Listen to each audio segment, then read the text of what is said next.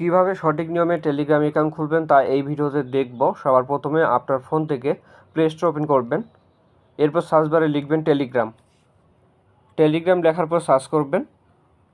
সবার প্রথমে দেখবেন অ্যাপটি চলে আসবে। এই অ্যাপটি আপনারা আপনাদের ফোনে ডাউনলোড করে নেবেন। অ্যাপটি ডাউনলোড করার জন্য ইনস্টলে ক্লিক করলাম।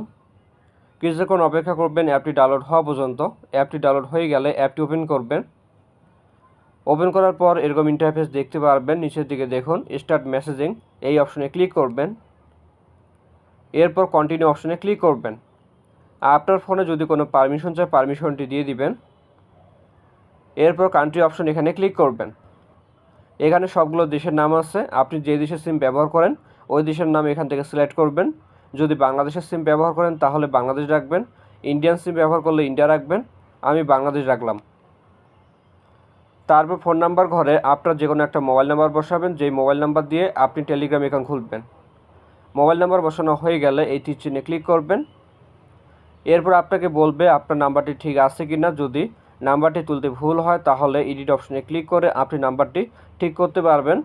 আমার নাম্বারটি যেহেতু ঠিক আছে তাই ইয়েস অপশনে ক্লিক করলাম। এরপর কন্টিনিউতে ক্লিক করবেন, পারমিশনটি অ্যালাউ করবেন। এরপর এই ঘরে একটা জিমেল অ্যাকাউন্ট বসাবেন অথবা সাইন ইন উইথ গুগল এখানে ক্লিক করবেন। আমি এখানে ক্লিক করলাম। তারপর ফোনে সবগুলো জিমেল অ্যাকাউন্ট শো হবে। আপনি যে কোনো একটা জিমেল অ্যাকাউন্ট সিলেক্ট করবেন। এরপর কিছুক্ষণ অপেক্ষা করবেন, আপনার ফোনে একটা কল আসবে। আপনাকে তেমন কিছু করতে লাগবে না, সিমটি ফোনে লাগানো থাকলে অটোমেটিক আপনার নাম্বারটি ভেরিফাই হয়ে যাবে। অনেক সময় সিমটি ফোনে থাকার পরেও নাম্বারটি অটোমেটিক ভেরিফাই হয় না, সেক্ষেত্রে কী করবেন তা এখন আমি আপনাদেরকে দেখিয়ে দিচ্ছি। Get the code via SMS এখানে ক্লিক করবেন। আপনার নাম্বারে একটা SMS আসতে পারে অথবা কল আসতে পারে। এটাই হচ্ছে মূলত আমাদের কোডটি আমি দেখে বসাচ্ছি। আপনি তারপরে কলটি রিসিভ করে কোডটি শুনবেন।